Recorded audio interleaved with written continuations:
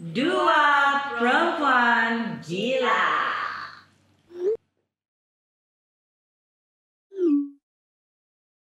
Hello, this is Dua Perempuan Gila. And thank you for watching. Ini sudah episode yang ke 5. Episode yang ke-5 sudah. I'm Amy Dangin. Saya Jana Rahman. Dan kami doa host Anda, kami mau thank you sebab kamu sudah ramai sudah follow kami di TikTok. Berapa sudah? 2000. Macam 2200. Nah, 2200 sudah. Baru 5 episode sudah 2000 follower. Oke itu kan. Iya. Lupa. Kita di situ dulu tengok. Sana kau tunggu di mana? Kau tunggu di mana? Di situ. Okay, so last episode we talked about something serious juga. Yeah. And then ini hari kami ada guest lagi and we are so thankful for that. Dan guest kami ini hari ini kesinambungan dari ada seorang guest kami yang sebelum ini juga si Fa Ezra. Iya. Jadi masa kami bercerita sama dia itu, dia bilang, kamu mau interview kasih Wong Kukui, dia bilang. Terus kami pun yang mau begitu, because I know Wong Kukui, I know his, I read about his story, I've seen him on social media begitu, dan he is the orang bilang new face, orang bilang macam hero juga lah kan kalau di dalam isu, siapa Wong Kukui kalau kamu nak kenal dalam isu statelessness ataupun citizenship in Malaysia begitu. Thank you for the coffee, concentrate betul di kamera sampai lupa. Thank you orang. Thank you Yuki. Thank you Mos. Locals Only Cafe. Thank you Locals Only. Locals Only Cafe, our sponsor for Dua Perempuan Gila, venue sponsor. This is Locals Cafe. Kalau kamu belum pernah pergi lagi, datanglah ke Tanjung Aru Plaza Locals Cafe. Locals Only Cafe. Locals Only. Okay, so berbalik kepada kami punya guest.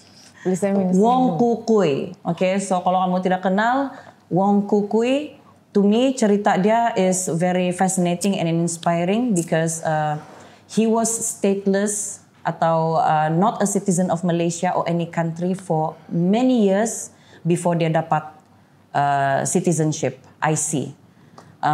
Apa cerita dia? So we think this is a good chance for us to talk about the issue of statelessness in Sabah yang dari dulu lagi tidak pernah selesai. Kenapa begitu? Dan kenapa kita perlu bercakap tentang statelessness? Kita akan kembali selepas ini. Tidak apa di sini sudah ada. Hello Wong Kukui. Halo. Terima kasih sebab sudah sudi jemput bahkan. Iya, dijemput lah dan terima kasih lah karena sudi menganu jemputan itu, mengiyakan. Of course, sebab anti patrin yang jemput memang datang. Anti patrin minat kau tuh, dia bilang, hai ini orang aku suka rambutnya, dia bilang. Terus saya pun potong begitulah, dan tidak pak. Jadi di mana sudah kita tunggu nih? Masih di situ kah di sini? Oke, di situ sudah. Alright, so Wong Kukui, nama pindik? Nama pindik saya lah itu. Pindik ke sudah tuh, Wong Kukui. Ya, Kui, nama begitu pindik boleh? Ya, Kui. orang panggil Kukui, orang panggil Wong, tapi kebanyakan panggil Wong lah. Nama penuh Wong Kueng Hui. Lagi susah lah. Wong Kueng Hui. Yes, jadi nama pendek tuh Wong Kukui. Itulah yang senang di sana. Iya. Terpindik sudah. Jadi Kukui boleh juga lah? Boleh juga, mana-mana saja. Ya. Oke. Cute bah kalau Kukui kan? Kalau Kukui. Okay, so that's the story that I know, I heard about you. So it's very fascinating untuk jumpa kau because banyak dari kau punya cerita, banyak isu yang kita boleh kupas ni hari. We know the issue of statelessness in Sabah, right? I don't know about the data, but we know that issue statelessness ni macam tiada penyelesaian dia. Kan macam tiada penyelesaian, macam tidak pandai ada update. Paling-paling politician hanya guna isu ni untuk politicize the issue. Dia jadi statement di news, begitu sajalah. Dia macam tidak pernah ada plan, solution. Macam cadangan kah, apa macam mana kita mau kasih selesai ini. So before we go into all that, mungkin Kukui boleh kasih cerita punya background sedikit. Kukui, Wong Kukui. Background, lahir di mana kau membesar kan? di mana sekolahmu, kalau mau reveal lah, apa sih yang kau mau reveal untuk diri kau supaya kami lebih kenal Saya, Wong Kukui. saya sebenarnya orang biasa saja. Semua orang biasa pun, menteri pun orang biasa. Saya selalu cakap semua, boleh cakap kan ya? Saya cakap di TikTok saya, tapi saya try ya, kalau enggak kau kasih sense saja. Semua orang berak tai. Tidak orang berak emas. Betul kan? Betul juga. Nah, tapi ada orang duitnya lagi kaya, ada yang lagi miskin ada. Oke lah. Ya, asasnya itu semua manusia lah. Ya, asasnya semua manusia lah. Saya lahir di Keningau, di Hospital Keningau, dan bapak warga negara Malaysia asal daripada Sarawak, dan mama berasal daripada Indonesia. Oke, jadi saya memang lahir dan membesar di Keningau, tidak pernah pindah pergi mana-mana, sehinggalah pada tahun bila saya pun lupa sudah tahun bila saya pindah KK ni. Umur bila saya pun tak tahu bila saya budak pindah. lagi lah atau Tidak lah, remaja budak. sudah. Time tu saya sudah tidak boleh sambung sekolah. Jadi saya pindah KK untuk bekerja. Jadi cerita dia. Kau boleh sekolah sampai darjah 6 enggak? Enggak lah, saya sampai sekolah menengah. Saya sekolah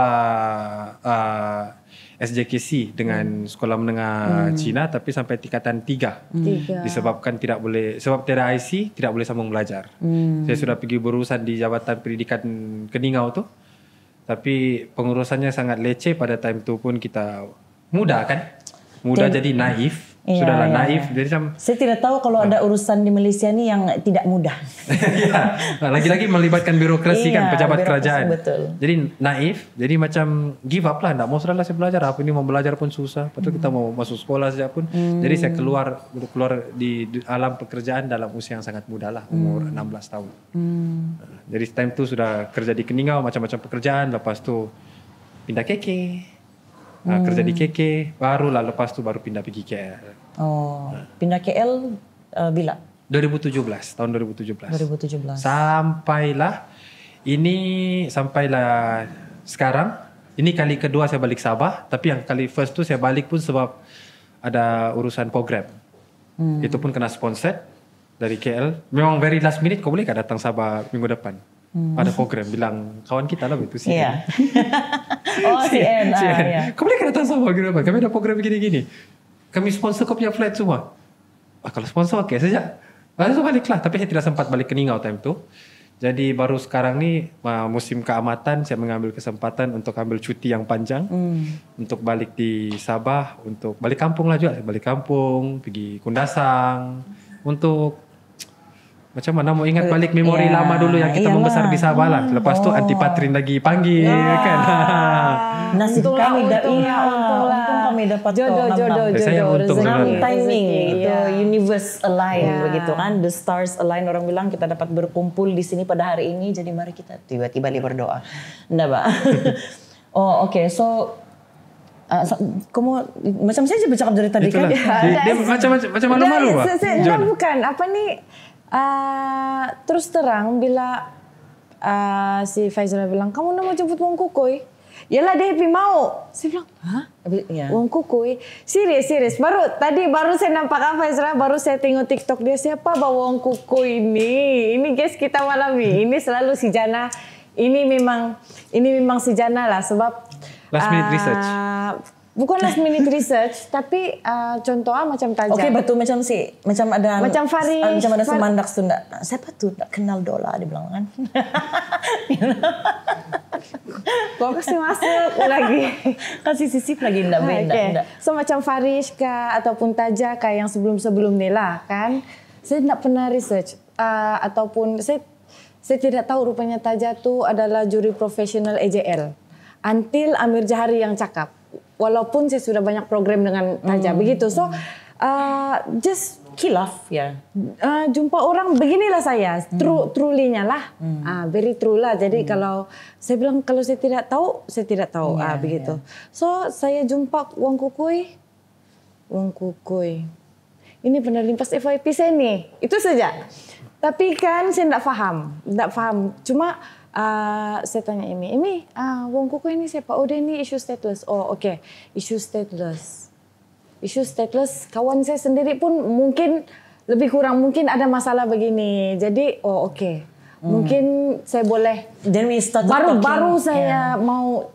Oke, ini adalah isu yang kau selama ni mungkin kau pernah dengar tapi kau tidak pernah mendalami sebab tiada orang di sekeliling. So this is what I've been saying about statelessness kan. Macam saya rasa bercerita lah sama si Jana ni pasal ni. Saya bilang it's okay Jana kalau kau tidak tahu sebab ini ramai orang Sabah tidak faham. That's why orang Sabah tidak faham isu statelessness ni. Kita Sabah boleh jadi sangat jahat dan hipokrit dalam handle ni isu, dalam handle isu-isu macam street kids begitu. Saya bercakap begini mungkin kamu nampak macam emosi juga sebab saya baru nampak ini satu komen pasal budak-budak street kids berlari-lari di mana tuh di pasar Filipina tu kan dia orang main macam lawan-lawan. Tapi saya rasa bergaduh lah betul. Memang nampak bahaya juga lah. Lepas tu dipanggil netizen. Saya baca juga komen lah. Tapi komen-komennya tu terlampau budak tu. Ya dia bilang panggil polis tangkap dia orang. Kalau saya fikir saya dah nampak tu. Itu yang kau nampak kan. Kau tak pasti nampak. Ini yang saya rasa saya tidak boleh terima akal. Kalau saya nih saya langgar saja ini buang badan dorang di mana-mana dia bilang di kayu madang dia bilang what the saya macam begini is this how disconnected we are as human beings Sabahans kan itu. Jadi bila saya kasih calm down balik diri saya bilang oh ini bukan salah kita nih sebab bagi saya benda tu jahat. Kau rasa tidak jahat ke begitu kau baca tu message? Kalau kau nampak message begitu langgar saja dia bilang. Okey, kalau macam tiada harga, macam plastik, kau langgar aja. Begitu begitu. Macam tiada Jadi apalagi kalau macam that's why we need to talk about issues like this because saya rasa Sabahans punya knowledge.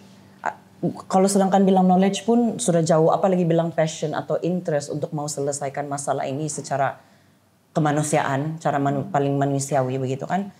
Jadi they are very disconnected and I realize the problem is we don't give enough space for them to tell their story. For stateless people to tell their stories, to humanize itu issue kan dan orang yang mengalaminya begitu. Okey, kalau saya tengok kan kadang-kadang kalau kita mau suruh stateless person itself untuk speak up, it's not easy. Very not easy sebab diorang ketakutan tu satu. Dan diorang ni tidak dibagi pendidikan. Jadi diorang tidak kesedaran untuk macam mau bercerita tentang hak diorang. Okey. Tapi kalau kita mau tengok saya rasa itu tanggungjawab semua orang bukan tanggungjawab individu stateless tu saja. Semua orang dia kena aware. Cumanya kalau saya lihat di sini sebab isu ni seperti yang kita sebut tadi dia dipolitisiskan. Jadi bila kita tengok orang tidak IC kita pukul rata bilang PTI. Pendatang tanpa izin. PTI. Tapi kita tidak tahu definisi sama ada migrant dengan refugees dengan stateless. Semuanya as long as kau tidak IC saja PTI. Kenapa? It's very obvious sebab politician diorang politicize this issue. Diorang ni orang kita lah. Kalau saya mau tanya lah kan semua dari mana wujudnya KDM? Mungkin sekarang KDMR. From politician. Sebab di Sabah ni dia tidak satu kaum yang fully majority. Jadi politician dia ambil Karazan Dusun Murut. Jadi sekalikan Karazan Dusun Murut ni jadi satu majoriti yang besar. Lepas tu dan sekarang lagi ambil Rungus. Jadi ini satu KDMR ni wujud. Apalagi politician lepas tu apa politician buat? Dia akan main sentimen. KDMR is original Sabahan. Ni Bajau, Suluk, Bugis bukan. Sebab apa? Sebab diorang tiada IC. Kau tengok ada itu tiada IC. Jadi diorang ni PTI. Jadi sentimen seperti begitu dimainkan. Jadi kita sebagai rakyat, of course sebab kita rakyat di bawah ni kita akan dengar pemimpin. Kan? Kita akan dengar pemimpin. Bila pemimpin cakap begitu, macam anak dengar cakap parents. Lebih kurang begitu. Jadi bila kita dengar, kita cakap begitu. Betul lah. Diorang ni, kenapa kau tidak IC? Sebab bapak aku daripada negara Filipina sama bapak aku dari negara Indonesia sama bapak aku dari negara bla bla bla bla so on. Tapi dia orang tidak pergi tengok pula di dalam undang-undang Malaysia untuk apa yang termaktub dalam perlembagaan untuk memperoleh kewarganegaraan. Bukannya dia bilang dalam perlembagaan tu kau orang kau orang bangsa A kau terus dapat IC, kau orang bangsa B kau terus dapat IC. Tiada. Jadi maksud kesimpulannya politician dia main sentiment lah. Dia tidak create the awareness. And why is that? Mungkin orang tidak faham macam mana apa maksud politician main sentiment. So you see a lot of people macam saya cakap tadi, macam mana boleh sampai wujud manusia yang boleh cakap langgar saya tu budak-budak. Diorang macam tiada nyawa begitu kan, yang maksud saya macam politicians have played with the sentiments of race, religion even untuk supaya diorang ada isi, ada benda untuk diorang main, untuk jadi campaign politik diorang, untuk supaya parti politik diorang menang begitu. Jadi diorang kena ada isu kan untuk mainkan supaya divide and conquer, because they cannot conquer everyone. They want that they want to divide us. Jadi I don't think the KDMR bukan bilang mau attack satu bangsa per se, tapi kita nampak yang sentimen yang anti-PTI betul ni kan dari bangsa mana begitu kan. Jadi ada apa yang saya rasa kamu tidak sadar is yang itu sentimen sudah kena kasih main sampai kamu rasa benci terhadap satu bangsa. Kamu kena kasih takut-takut yang, kita tidak boleh nih bagi dorang IC. Kalau kita kasih kita bagi dorang warga negara, kita punya tanah akan habis, kena ambil oleh dorang lah. Begitu-begitu punya sentimen bahkan yang, and this is not all tactics. Main sentimen bangsa ini sudah dimainkan dari dulu. Kalau di bagian Semenanjung pun saya percaya ada main sentimen bangsa. Kan? Contoh parti-parti politik yang boleh cakap sentimen-sentimen yang rasis macam kita tidak boleh kasih biar Cinaan kawal kita tidak boleh simply let the Chinese rule our community kan, nanti dorang will take over all our resources and then there's nothing left for us begitu. Jadi dia macam mana mau kasih sedar orang yang contoh macam dari kau kan, like you admitted just now yang isu ni kau tidak berapa aware begitu kan. So why do you think is that? Like, what does it look to you kalau bilang stateless begitu? Macam dia cakap tadi, kalau orang bilang stateless, mesti dia pukul rata. Oh, ini tidak IC, PTI. Ini semua PTI nih akan ambil kita punya resources nih, dia bilang begitu. Oke, kalau apa yang saya nampak, yang ini yang sebagai orang yang tidak terlampau tahu pasal isu stateless ni lah. Tapi kalau saya, isu stateless kawan saya sendiri, best friend saya sendiri, sekolah sampai tingkatan 3 sejak sampai tingkatan 5. Saya rasa sampai tingkatan 3. So dia ada 6 orang anak. Dia ada 6 orang anak, dia punya case. Dia ada 6 orang anak. Laki dia meninggal. Dia pakai surat beranak je ni. Jadi saya tidak faham sama ada stateless ni langsung tiada dokumen kah? Ataupun surat beranak tu pun masih stateless. Saya tidak tahu dia punya the fact lah pasal itu. Fakta pasal itu. So yang saya tahu, dia bila laki dia meninggal, KWSP apa semua hanging lah. Jadi tidak anak dia 6 sampai begitulah. Dia terpaksa, anak dia pertama terpaksa guna ipar dia punya nama sebab dia begitu. Begini. So ini pengalaman saya sendiri. Jadi saya rasa kalau tengok kawan saya begini berat, macam mana lagi yang lain-lain itu. Ini saja yang membuatkan saya rasa saya mau tahu pasal isu stateless ni. Kasih faham saya apa yang sebenarnya situasi kita dan apa yang kau rasa mampu boleh kita usahakan. Maksudnya solusi untuk setiap kita punya masalah lah yang kita rasa. Macam inilah semua jawab yang dia bilang ada dokumen tapi dia stateless, tapi ada yang langsung tiada. Di stateless ni ada banyak kategori. Banyak kan ada 2. Saya pun lupa sudah mau cek balik saya punya note. Tapi saya cuba simpulkan. Kita interview CN. Jadi interview CN lagi cuba. Jadi dia ada 2 kategori. Undocumented dengan documented. Undocumented stateless dengan documented. Documented ialah mereka ada dokumen. Seperti saya dulu, saya ada dokumen mengatakan saya bukti sijil lahir, surat dokumen ibu bapa, sijil sekolah, macam-macam dokumen lah yang membuktikan yang saya ni di sini, saya dilahirkan di sini, membesar di tanah ini, tapi kerajaan tidak mengiktirafkan kewarganegaraan. Itu documented stateless. Undocumented pula, orang sudah bergenerasi. Macam ni case ni. Dia mungkin dulu dia ada sijil lahir saja, lepas tu sebagai satu contoh situasi lah, mungkin dia pemegang sijil lahir, lepas tu tidak diuruskan dokumennya dengan betul. Lepas tu dia kahwin, dia lahirkan anak dan anaknya menerusi legasi stateless daripada orang tua dia. Jadi anak-anaknya ini jadi undocumented. Seperti contoh paling dekat ialah bajau laut, komuniti bajau laut. Komuniti bajau laut ni undocumented stateless. Yang ada lain pula documented. Ini perbezaan dia dua. Faham. Jadi tapi stateless tu maksudnya tiada kewarganegaraan. Dia lahir di sama ada undocumented ataupun documented, dia lahir di sesuatu negara dan dia tiada bukti pertalian di mana-mana negara-negara lain. Dan dia tidak pernah pun keluar di negara-negara lain. Dia menghabiskan dia punya hidup dia di negara tersebut, tapi dia tidak diktiraf oleh kewarganegaraan, oleh kerajaan. Jadi itulah stateless. Sama ada dia documented ataupun undocumented. Jadi ada orang yang berdokumen, tapi dia tidak ada kewarganegaraan. Sama juga, stateless juga. Ya, stateless. Kita kena faham. Dokumen dengan stateless. Ya, faham. ID card IC lah kan kita panggil. Dokumen dengan ID card ni dua benda berbeza. Sijil lahir boleh dikatakan dokumen. Sijil pengesahan, kalau kita bagi beranak di hospital kan sebelum buat IC kan ada sijil pengesahan hospital. Itu pun dia boleh kira dokumen. Karena banyak lagi dia boleh kira dokumen. IM13 itu dokumen. Kad burung-burung itu kira dokumen. Tapi dia bukan kewarganegaraan. Jadi dia dua benda yang berbeza.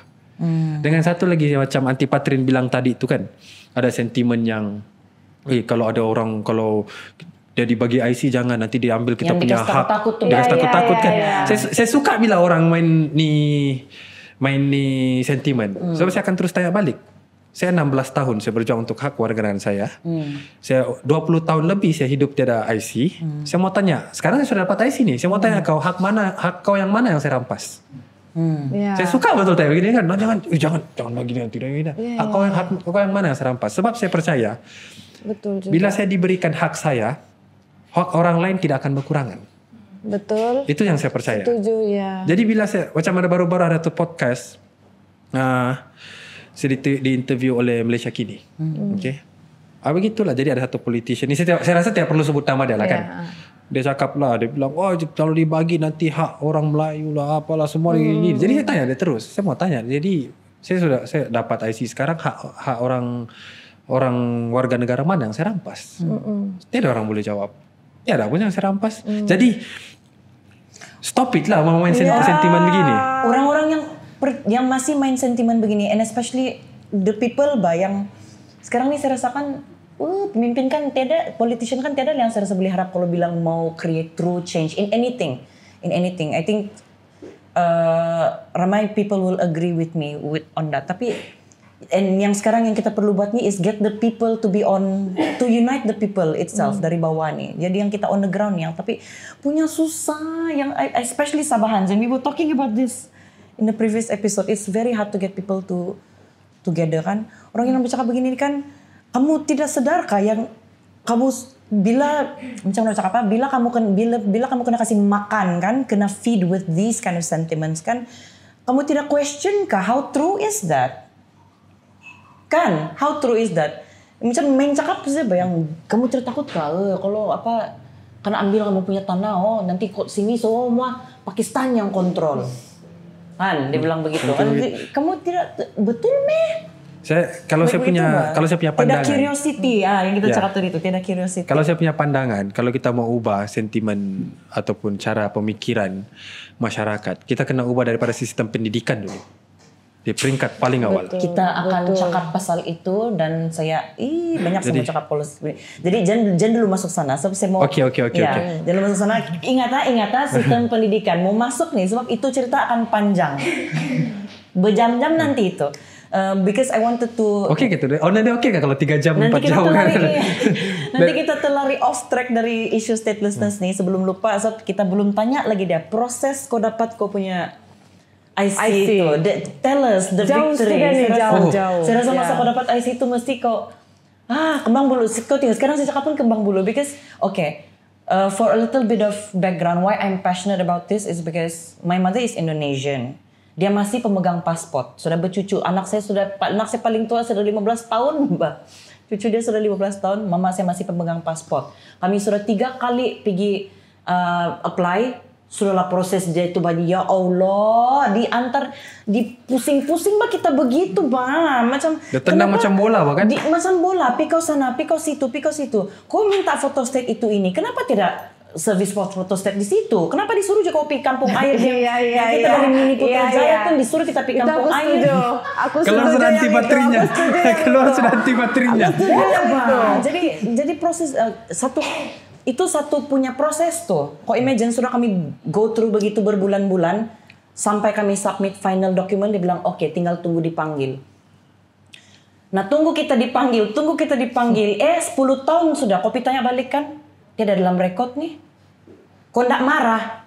Jadi kita buat lagi balik dari zero Dorang boleh buat begitu.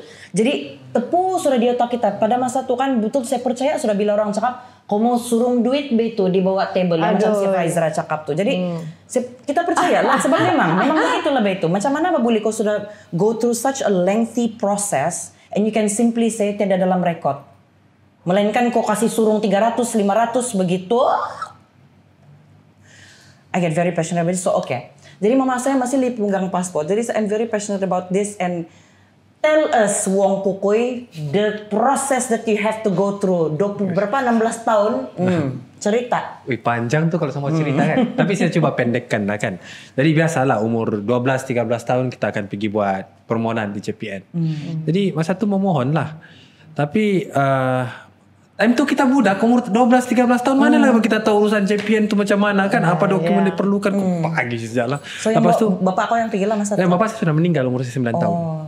Jadi saya tolong diuruskan dokumen oleh keluarga sebelah bapak, my half brother and half sister. Tapi itu pun sebab kita orang sudah putus pertalian saudara disebabkan family lah. Bukan family, diorang tidak menguruskan CV dokumen at all. Sebab ibu bapak saya meninggal, diorang lah saya punya relatif yang paling dekat pak. Jadi diorang yang patut berurusan sebab sama bapak, lain mama lah sama bapak. Tapi diorang macam tidak mau tolong lah. Tidak mau tolong. Tak tahulah adalah rumus bilang kalau saya dapat IC, saya akan rampas harta. Sebab bapak saya dah tinggalkan rumah di Beverly Hills. Sampai sekarang saya tidak tahu rumah bapak saya mana satu. Sebab diorang tidak mau bagi tunjuk.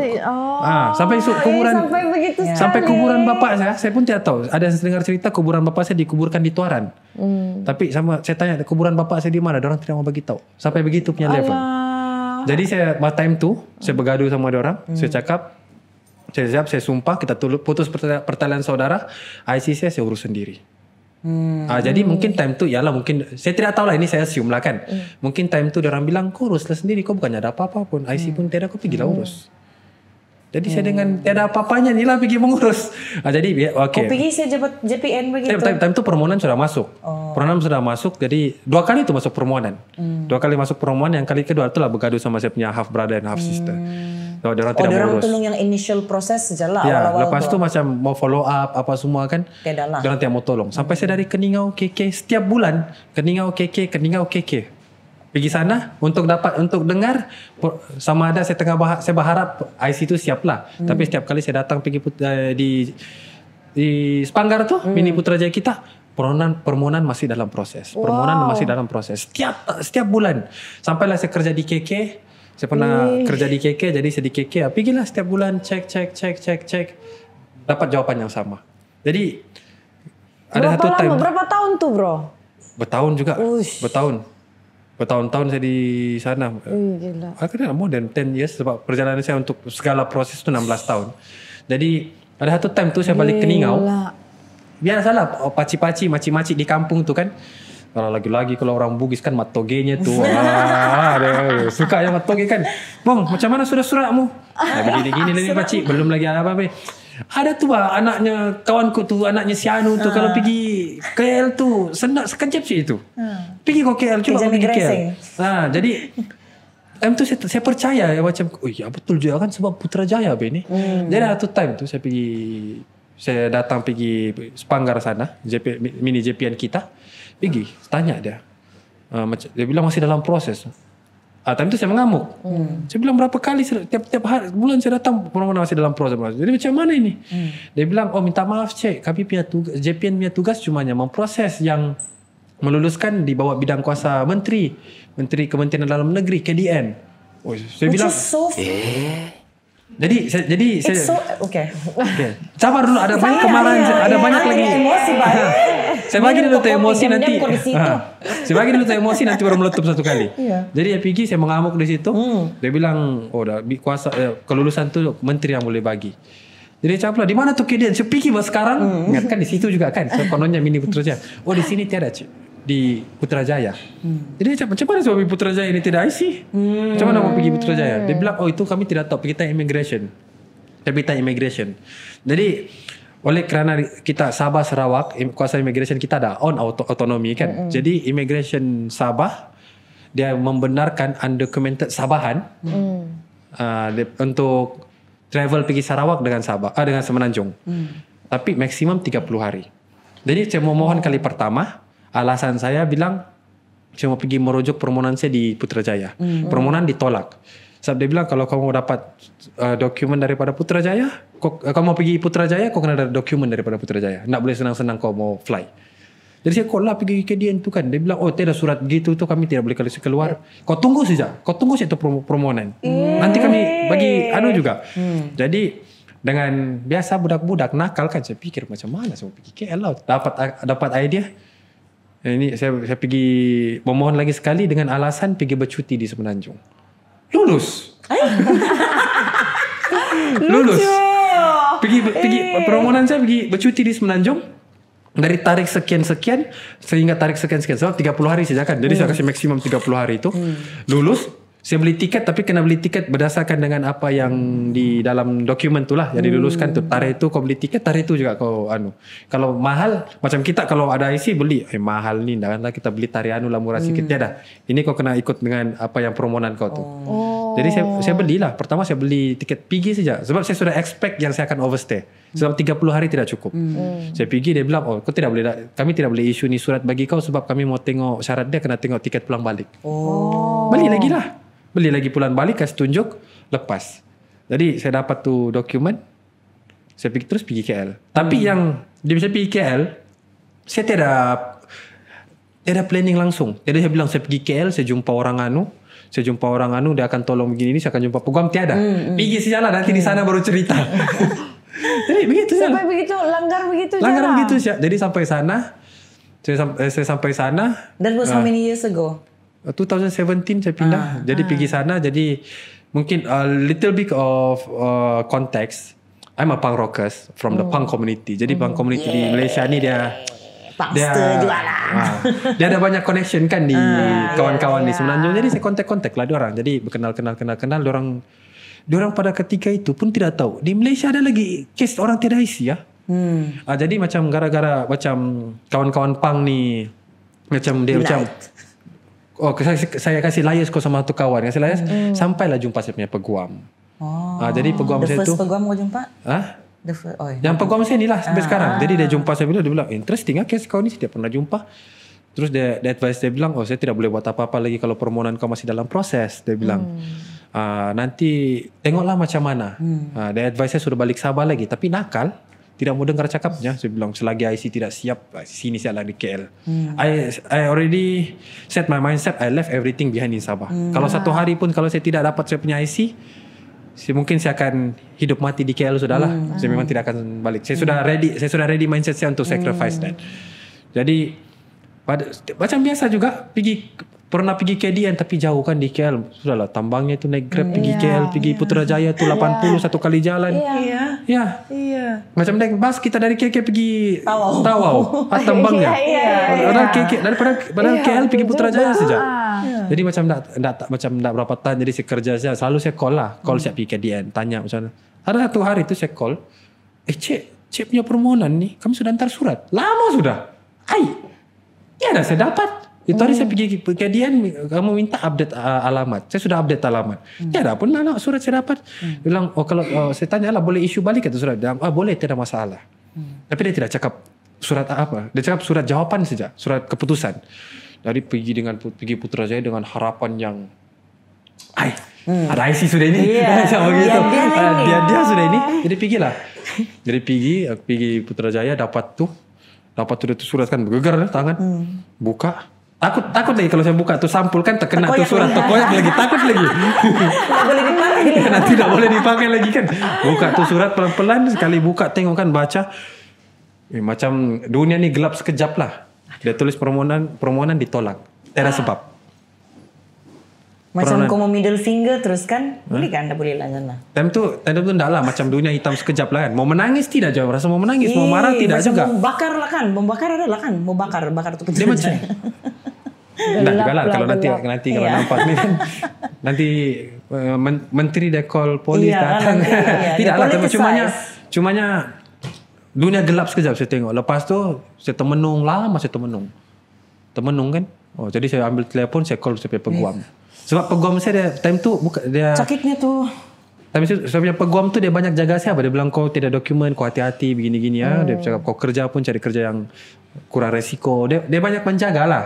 Jadi ada tu macam orang pertama dalam pikiranku peguamku sebab dia banyak tolong kau lah. Dia banyak tolong lah. Jadi kalau dia bilang Jan terima kasih begini-gini sebabnya ini apa, saya cuma minta tolong lah saja.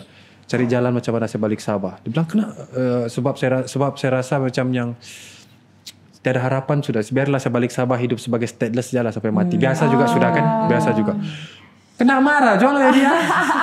Apa lagi kau merepek ni dia bilang. Kau datang jumpa saya. Kau bagi itu dokumen. Saya masukkan kau punya permohonan dalam mahkamah. Kita lawan di mahkamah. Dia bilang. Gitu. Aku macam yang betul. Kini melawan di mahkamah ni kan. Kau macam yang thank you jumpa orang begini. Dia bilang kau percaya saya kau? Saya bilang tidak no choice. Tapi time tu memang dia sebab dia banyak tolong saya, kepercayaan tu ada. Saya bilang percaya. Bagi dokumen, dia minta semua dokumen. Dia bilang kau pergi kedutaan Indonesia dengan Filipin. Cek kau punya mama punya punya status di sana. Sama ada warga sana, cek. Dapat dokumen dari kedutaan begini, submit bagi dia apa semua. Dia masuk di mahkamah. Saya ingat lagi 2019 bulan 10 kah? Ya 2019. File di mahkamah dia bilang, "Wong, dapat sudah kita tarik untuk pembicaraan." Dia bilang. Tariknya begini. Okeylah. Jadi saya perlu hadir kah? Dia bilang sebab ini civil case. Civil case kau tidak perlu hadir pun tiapa. Tapi kalau kau mau hadir boleh siap datang lah. Pergi mahkamah sama dia. Itu first time saya masuk di courtroom. Courtroom masuk. And you are the subject of discussion. Ya, subject of discussion lah. Bergaduh. Tapi dia bukan macam wayang-wayang kan, yang masuk kau tengok yang tu hakim panggil kau datang. Tidak, bukan begitu. Bukan. Itu kes jenayah saja. Civil tak. Civil just peguam dengan. Dulu siapa di situ. Ya dulu siapa peguam dengan DPP saja. Jadi orang berhujah. Sudahlah. Yalah sebab peguam kan diorang ada guna bahasa macam bahasa peguam itu kan sebab ada undang-undang. Kita bukannya faham. Time itulah sebab tentu nak belajar pasal undang-undang kewarganegaraan. Nak paham lah apa begini. Lepas tu bangun dia, berdiri, dia keluar, dia panggil aku keluar sini. Keluarlah kami di pintu luar courtroom tu.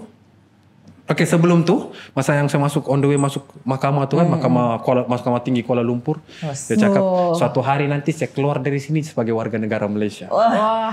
Sekali hari harapannya sekali hari yang sama. Masa yang keluar tu terus peguam panggil keluar dari itu terus dia cakap, "Tanya kau sudah jadi warga negara Malaysia?" Terus dia menangis time tu kan. Dia betul ya apa yang jadi di dalam. Dia bilang kau tidak payah tahu apa yang jadi di dalam. Yang sekarang yang confirm kau memang sudah jadi warga negara Malaysia. Wow. Jadi menangis lah, happy lah. Tarik keramat. Mau tengok saya punya note. Saya dah 21 Oktober. Kalau tidak silap. 21 Oktober 2019. Jadi happy lah di situ kan. Happy. Malam tu pergi makan sama peguam. Kita celebrate lah kan. 3 hari lepas tu dapat berita. Kerajaan cabar balik keputusan mahkamah. Jadi kami kena lawan di Mahkamah Rayuan. Kenapa? Sebab itu hak sama siapa-siapa yang kalah di peringkat mahkamah tinggi. Mereka ada hak untuk rayu keputusan. Mereka ada hak untuk. Kenapa dia mau rayu Aku kenapa? Bolehkah begitu? Boleh. Itu memang hak. Kalau contoh saya kalah lawan kerajaan time tu, saya pun ada hak untuk cabar keputusan mahkamah. Tapi masalahnya saya menang. Kerajaan pun ada hak. Ini memang hak orang yang kita tidak boleh persoalkan. Oke, tapi kenapa? Kenapa dia mau bagi kau? Siapa dia? Begitu. dia kerajaan lah. Stres aku dengar. Kau sudah happy 3 hari. 3 hari. Ini si N pun dia call saya menangis-nangis. Kenapa dia kerajaan tu? Macam mana N? Itu hak dia orang. Siapa? Like, do you know anybody in there? Like, what? Jadi government punya hak. Nah. Jadi no, aku nak boleh otak. Okay, ADHD brain. I cannot if don't have the why. You know, like why? The why? What is the their why? rights. The rights that we cannot question. Oh.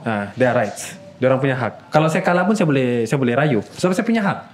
Jadi kami rayu di mahkamah rayuan. COVID. Dapat tarik postpone.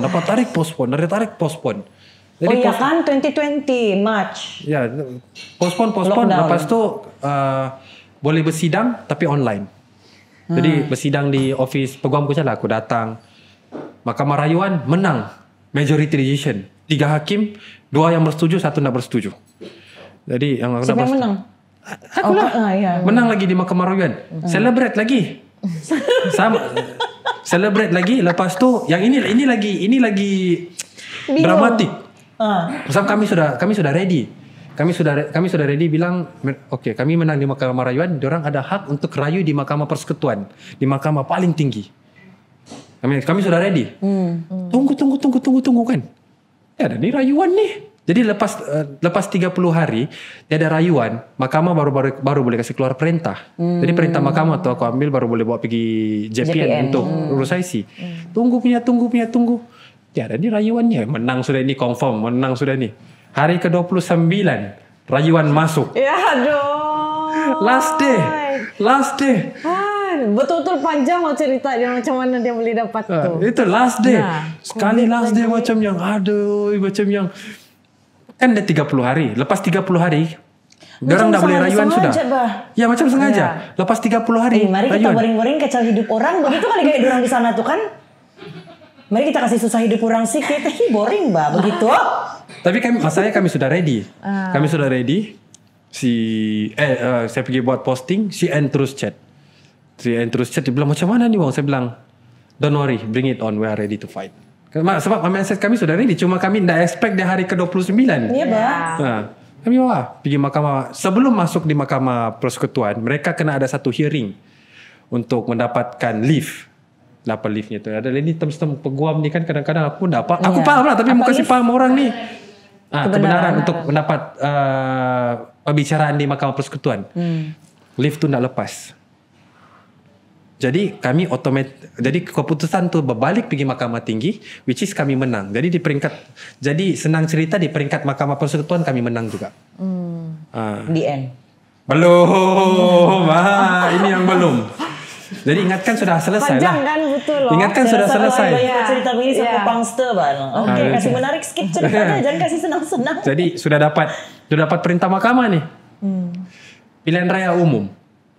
Jadi peguamku, my lawyer said after PRU then baru kau submit the court order di JPN. Sebab tiada point submit sekarang sebab kita tidak kerajaan. Yang langkah Sheraton ni kan? Bukan. Pilihan raya umum ke-15 yang baru-baru 2 tahun lepas tu. Bulan 11 saya dapat court order. Bulan 11 juga pilihan raya umum. Jadi peguam, my lawyer said tunggu form the government baru submit kau punya application. Sebab no point kau submit sekarang sebab kita tidak government. Nanti yang Little Napoleon ni tidak mau proses, nanti masalah. Ya. Okey lah, fine. Sudah banyak betul drama kerajaan lagi berapa lama dia mau tunggu kan sebab kerajaan perpaduan. Menunggu ni bila lah bertunggu kerajaan. Bila akan bertunggu kerajaan dia semua buat IC ku ni. Yang begitu. Kan itu time teruk betul tu. Lama lagi tu macam after berapa minggu? After 30 days kali macam 2 weeks kah? After 2 weeks. 2 minggu saya menunggu tu bila lah tunggu kerajaan. Itu kan orangnya feeling kan siapalah kerajaan ni. Dia kan ni aku tak peduli siapa aku mau IC aku. Ya time tu begitu. Tapi tidak juga. Time tu I concern juga siapa jadi kerajaan kan, because I aware about the political issue. It will affect whether or not you get your yes. Jadi macam yang bilang mau tubuh kerajaan siapa kerajaan ni ya. Kalau kerajaan progresif ni senang sikit urusanku ni yang begitulah macam mana. Kalau kerajaan sebelum kerajaan dulu ni susah lagi ni pikiran begitu. Jadi sudah tubuh kerajaan pergi submit court order, di situ pokoknya banyak saya bergaduh sama JPN di Putrajaya. Awal-awal orang mau buat pindahan surat beranak. Surat beranak datang tuh. Tahu macam mana datang JPN? Time tu ada saksi. Si Bev. Si Bev teman. German. Sebab orang cakap mau ada ibu. Shout out Beverly German. Kawan je gitu. Si Bev kasih teman. Dia juga yang kasih jadi aku pelakon tuh. Dia yang bagi nama aku sama itu producer. Jadi aku pelakon. Enak saya mau jadi pelakon dia tidak bagi. Tidak. Nanti ada tuh nanti kau tengok aku keluar nih podcast kau tengok aku.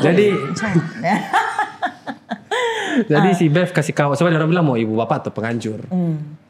Alasannya bilang mau kenal penganjur kena kenal lebih dari 10 tahun, kena daripada kampung yang sama apa ya JPN dia punya cerewet betul kan. Jadi siapa dia? Jadi saya panggil si Bev agree. Sampai di JPN dia lempar siap kami borang dia nak mau entertain. Dia tidak pun cakap. Jadi kami pun macam ini borang apa ni kami mau isi ni kan kami mau mendapatkan IC. Tapi kenapa dia bagi borang register surat beranak? Jadi kami bingung. Dia nak mau guide. Lepas tu dia suruh pergi buat akuan dia bilang buat sumpah. Akuan sumpah. Lepas tu dia cakap di mana tahu akuan sumpah? Dia bilang tapi tutup sudah. Dari jam 10. Dari jam 10 kami di situ sampai jam 2 dia tidak bagi tahu apa-apa kami mau buat. Baru dia tiba-tiba dia cakap tutup sudah. Saya mau mengamuk di situ si Bev. Sabar kita balik. Baru Pesuruhjaya sebelum aku lupa Pesuruhjaya sumpah tu kan for many years I didn't know because dorang di immigration tidak pandai kasih tahu yang sebenarnya itu servis ada di mahkamah, boleh buat di mahkamah. Diantar kami pergi kampung air. Pesuruhjaya sumpah tuh tiap kali bayar RM30 untuk dicop. Ya Pesuruhjaya sumpah ni ada banyak. Kita boleh pergi mana-mana saja. Iyalah, tapi maksud saya diorang tidak mempermudahkan. They won't give you that information untuk kasih senang kerja kau, I tell you. Diantar kita pergi begitulah. Ya, yang mau spend duit, yang mau pergi lagi, mau drive lagi pergi certain tempat begitu. Diorang tidak direct. Faham kan? Diorang tidak membantu, tidak permudahkan urusan kita. Macam kau cakap tadi, buang macam begitu. Pandai-pandai kamu hidup, dia bilang kan? Ya begitulah. Lepas tu, time tu pula ada kerajaan ada cadangkan pindahan perlembagaan persekutuan berhubung kewarganegaraan. Tapi regresif. Kalau kamu pernah dengar pindahan ni lah, dia ada 5 pindahan yang memang sangat regresif yang memang kami tidak terima. Jadi saya keluarkan kenyataan media di situ. Saya keluarkan kenyataan media yang saya memang kritik kerajaan kau-kau lah. Apa yang kerajaan buat ini, apa yang cadangan ni semuanya nak beri kemanusiaan, saya mau tulis. Berapa hari lepas tu kami dapat panggilan daripada office KDN. Dia bilang menteri mau jumpa. Huru-hara lah saya kenapa lagi menteri mau jumpa ni kan. Dia bilang sebab keluar statement lagi kan. Saya keluar statement. Jadi saya pergi jumpa menteri, berbincang dengan menteri. Saya dengan ada rakan-rakan juga pergi. Tu ada salah satu tu si Fayad ikut juga tu. Dia pun ikut juga jumpa menteri. Dengan ada satu lagi Cikgu Ayu. Dia pengasas buku Jalanan Cawkit. Kami 3 orang pergi jumpa menteri. Bincang pasal cadangan yang kerajaan tu. Time tu saya kasih selit juga saya punya cerita kan. Saya bilang Datuk Seri, saya sudah lama begini. Saya cerita dah semua kan. Terus Datuk Seri dia tengok, dia bilang, dia panggil pegawainya, bilang kasih selesai ni masalah. Dia ada perintah mahkamah, kasih selesai. Malam tu juga, jam 9 malam. Jam 9 malam ni kalau kita tahu memang pejabat kerajaan tutup lah kan. Jam 9 malam saya dapat email daripada JPN. Untuk pergi urus, barulah di situ orang mau huru-hara lah kasih urus saya punya surat beranak, baru mau urus IC. Itu saya agak bernasib baik sebab saya dapat akses jumpa menteri sendiri. Tapi takkanlah semua orang pergi buat urusan ni nak mau pergi jumpa menteri, matilah juga orang. Saya faham tu perasaan kau yang you don't know whether I should celebrate this or not. Kan? Mau happy kah? Yang the fact that saya dapat sudah isi saya, tapi kena cara begini kah? Kena cara guna orang dalam kah? Ya, betul. Macam mana pula beribuan yang lain yang tiada connection? Yang dia bukan orang dalam lah sebab kebetulan. Kena ada satu figure kebetulan betul. Kau tidak menggunakan dia, tapi the fact that kau terjumpa, you had the chance to terjumpa ini orang. Baru itu benda terjalan, baru diluruskan, baru dipermudahkan begitu. Ya, kalau tidak macam mana katakan? Saya kritik Sebab kerajaan sekarang ni kan they so called they are reformist. Jadi selalu membuat reform yang besar-besar. Nak tahu lah reform ini, lah reform itu, semuanya besar-besar. Tapi dia tidak tengok di peringkat bawah. Betul. Di pejabat kementerian, bukan setakat JPN atau bukan immigration. Buat pasport pun saya dah cerita. Tapi dah lah 16 tahun kan. Nanti kita akan cerita buat pasport. Jadi di pejabat kementerian, di setiap pejabat kerajaan ni, yang rakyat berurusan secara langsung. Yang Direct. Dia kena ada reform. Dia kena ada, dia kena telus, transparency. Dia kena ada human lah. Ini saya tengok robot dorang tahu ikut template. Kalau begitu bagus, sebab kita bagi AI saja. AI sedang kerja. Itulah nanti dibagi AI semua menangis kita. Dibagi. Sebab kenapa letak manusia di situ? Sebab manusia dia ada perasaan kemanusiaan. Jadi kalau diorang diletakkan di situ untuk jadi robot, sekarang dengan teknologi yang canggih ni, bagus kita letak AI sajalah. Bukan tidak pernah. Bukan tidak boleh. Bagus sekali berurusan sama AI. Ada compassion lagi, ada empati lagi kali. Terima kasih dia bilang. Terima kasih. Sila red saya kalau puas hati. Iya. Ini kalau datang dengan muka masamnya lagi kan, mungkin belum beli kopinya lagi. Begitu baru mau tengok kau. Ambil nomor sana. Sana coba sana. Enak nampak kah sana? Begitulah itu. Begitu dia. Okay. Dan ini I don't know, but 90% of government, urusan government begitulah dia. Macam even with my, orang bilang with my position, I should be able to help my mom get her IC, sudah bah, kewarganegaraan dia. Tapi saya bilang gitu. Tapi ya takkanlah mau yang ada connection, you have power begitu baru kau boleh urus kan begitu. Ada juga YB yang respon kepada ini saya punya apalah. And we are in the works of attaining dia punya citizenship. Tapi itulah macam kita cakap tadi. Dia tidak menyelesaikan akar umbik dia bah ini masalah. Jadi masalah ini akan berterusan begitu. And the fact that it's scary for me to think that ini masalah akan berterusan begini, to allow in a way I have enabled this world to operate untuk anak-anak kita nanti future generation berterusan dengan tai yang kita nak kasih bersih sekarang nih begitu. It's our duty bah like you said just now kan, for us to do something about it because kita nampak benda ni berlaku begini. So ya tapi ya Kau rasa kalau isu state ini pandangan kau lah kan.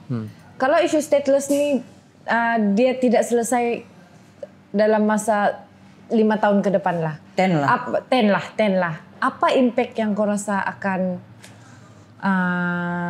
begini lah kita ini terjadi? Maksudnya apa impact dia kalau tidak selesai? Maksudnya tiada solusi. Diteruskan begini kah? Ya. Okey. Impact dia ada banyak impact dari segi ekonomik, sosial dan sebagainya.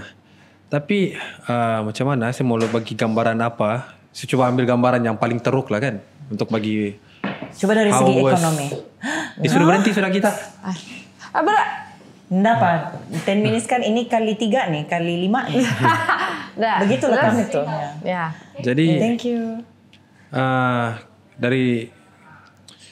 Sebab kita tahu sekarang isu stateless ni dipolitiskan oleh parti politik yang tidak bertanggungjawab dan mengapi-apikan isu. Jadi isu ini tidak diselesaikan, mungkin boleh jadi pertumpahan darah disebabkan isu perkauman dimainkan dilaga-lagakan sebab dipolitiskan, diapi-api benci bangsa ini ya. Mungkin boleh jadi seperti sejarah dulu, mungkin kita perlu sebut apa yang pernah jadi di Semenanjung dulu 13 Mei mungkin boleh jadi dan paling jauh-jauh kita tidak mau, atau mungkin nasib stateless ni mungkin boleh jadi senasib seperti Rohingya.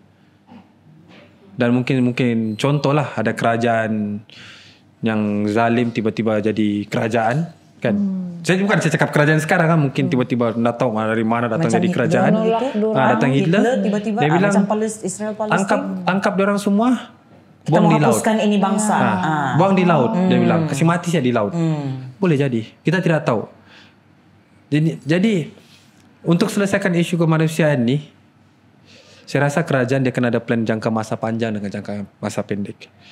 Jangka masa pendek, mungkin sebagai contoh kita mungkin benarkan anak-anak ni pergi sekolah, akses pendidikan, hak kita kena provide hak keselamatan dan sebagainya. Supaya kalau Kenapa pendidikan ini penting kan? Kalau saya bilang saya tengok rakyat Sabah sendiri, dia tak pernah terfikir kenapa budak-budak anak-anak bajau laut ni end up di tepi jalan, main di sering jalan, minta duit kan. Selalu cakap, panggillah polis tangkap dia orang ni, panggillah polis dia orang tangkap ni. Kadang-kadang saya mau tanya juga, kau pernah terfikir kenapa dia orang begini? Sebab kita tak pernah benarkan dia orang pergi sekolah. Coba kalau budak ni pergi sekolah, tidak tu dia begitu tu. Coba fikir bah, dia orang budak ni kan semua manusia lahir blank canvas. Kita tiada any influence kan, except from what we carry from our genetics. Even Hitler pun bangun lahir-lahir dia budak baby begitu. So can you imagine these kids, diorang lahir-lahir saja kan itulah dunia dorang. Dunia tiada kepastian kan, dunia dihina, macam di-treat bukan macam manusia. So human ni kan number one is dignity. Yang menghidupkan kita ni dignity kita. Jadi kalau kau sudah kalau kau lahir di dunia yang kau tidak pernah kasih nampak, saya ni macam tiada dignity, saya ni tiada maksud, saya ni tiada harga. How do you expect the kids are supposed to treat themselves or bawa diri dia? Kan? Jadi begitu, kalau kamu benci nampak kenapa? Itu juga, kamu benci nampak kenapa? Kenapa kamu boleh tidak nampak yang ini adalah budak, ini adalah manusia? Yang macam kau juga. Okay, when we talk about this issue kan, I like the concept of yoga, which is, yoga ni sebenarnya maksud dia one. We are all one begitu. Kita ni satu. So kalau pikir dalam konteks Sabah dan statelessness ni kan, kalau kita diorang di sini kan, diorang dihidup di sini, makan di sini kan, membesar di sini, buang waste pun di sini, earn pun di sini, di tanah ini. And if we take the concept of oneness, contoh, kalaupun hidup saya ni sejahtera lah kan, saya cukup makan, kerja bagus, begitu. Hidup saya senang, anak-anak saya pergi sekolah, dapat belajar tinggi semua. Tapi ada orang, dan bukan sikit, ada orang yang di dalam community atau di dalam land, tanah yang saya sama-sama tinggal tu adalah hidup dia tidak bagus. It will be bound to affect me because my kids are growing up in this land. Diorang akan membesar dengan anak-anak bajau laut ni, anak-anak yang stateless ni. So whatever becomes of the stateless people will be bound to impact my children in the future. Faham gitu konsep saya? Dia macam terlampau bahasa punya, terlampau 5D bahasa punya kali utak apa yang saya coba sampaikan ni kan. Tapi what happens to the stateless that is already in Sabah is bound to affect us. Jadi kalau kita empower them untuk jadi manusia yang boleh atau bisa mampu membawa diri dorang di dunia ni secara sivil, kan? Kita akan reap the same benefit lah. Maksudnya di sana-sana juga kita akan binas environment yang lebih sehat daripada kita. Kalau bilang kita kecam dorang, kita mau buang dorang, dia macam kita membesar, kita akan meneruskan dunia ini dengan tiada kemanusiaan.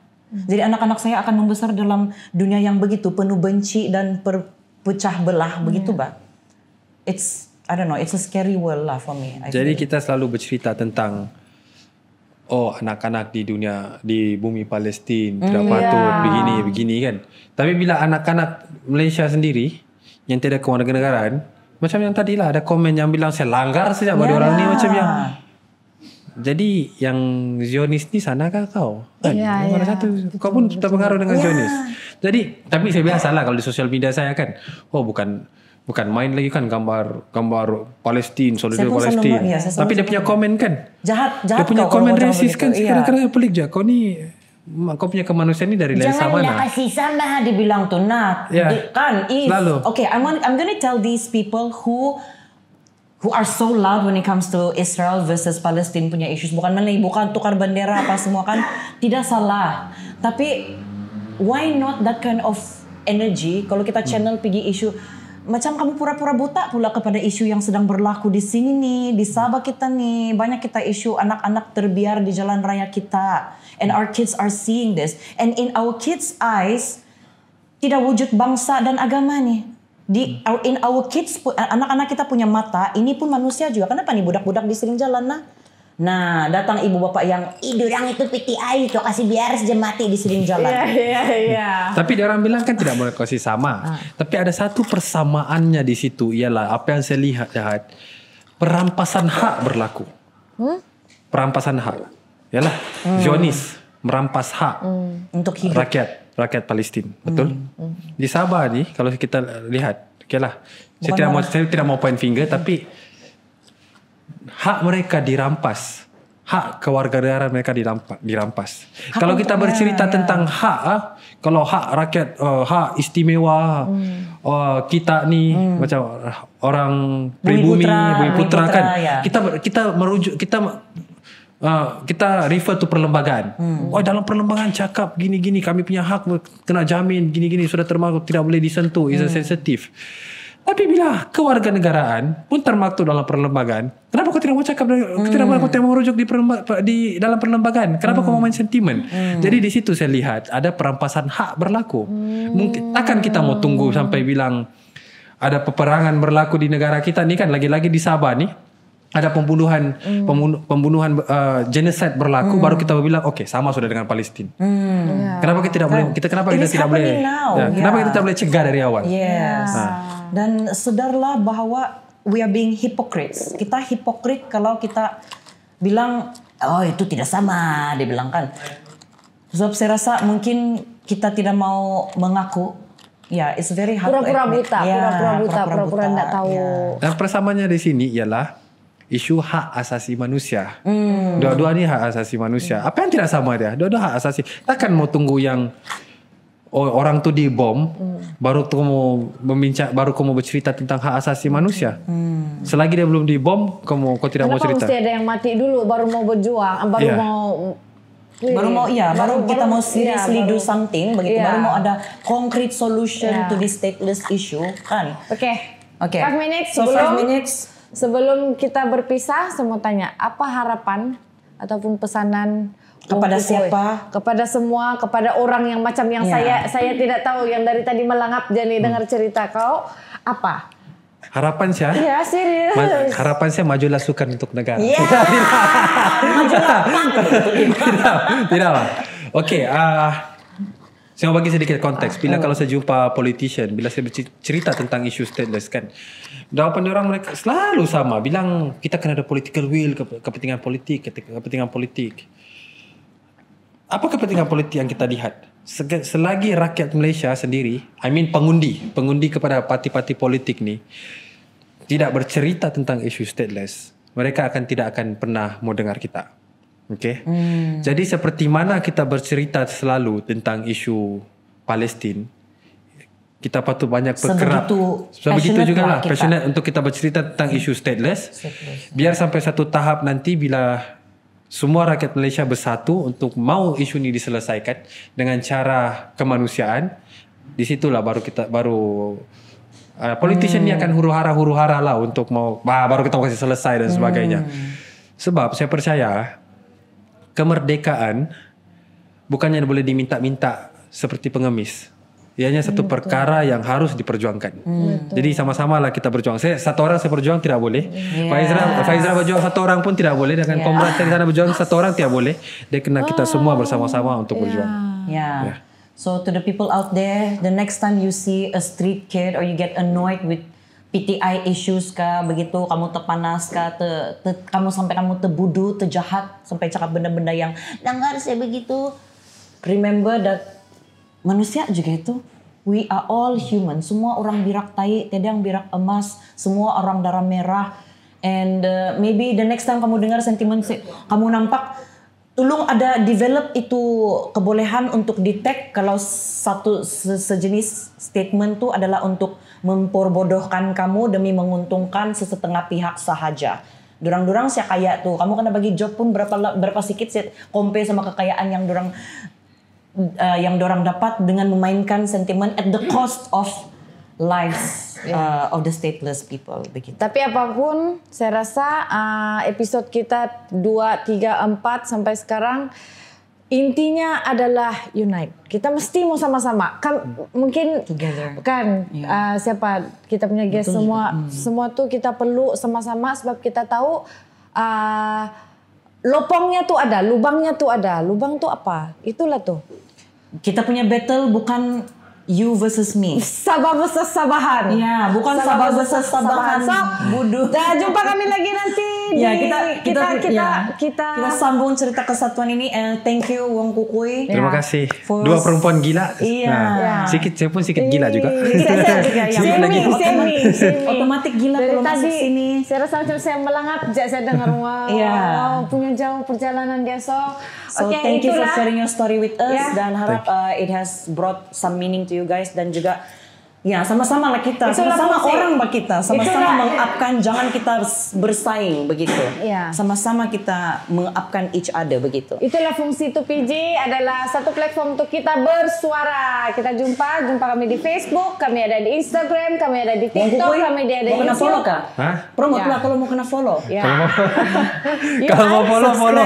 channel. Tidak, masalahnya kadang-kadang kalau orang follow saya tidak perasan siapa yang follow saya itu. Kau mau kasih ramai kau follow Wong? Mau juga lah kan supaya suara lebih sampai. Oke, kau follow dia Wong Kukui. Tapi anti patri tidak follow lagi masalahnya kan. Dia add di Facebook, ya Instagram tiada. Oh, lu aku cari kalau di Instagram aku artis, orang yang follow aku. Bye. Wong Kukui on Facebook, Instagram, TikTok.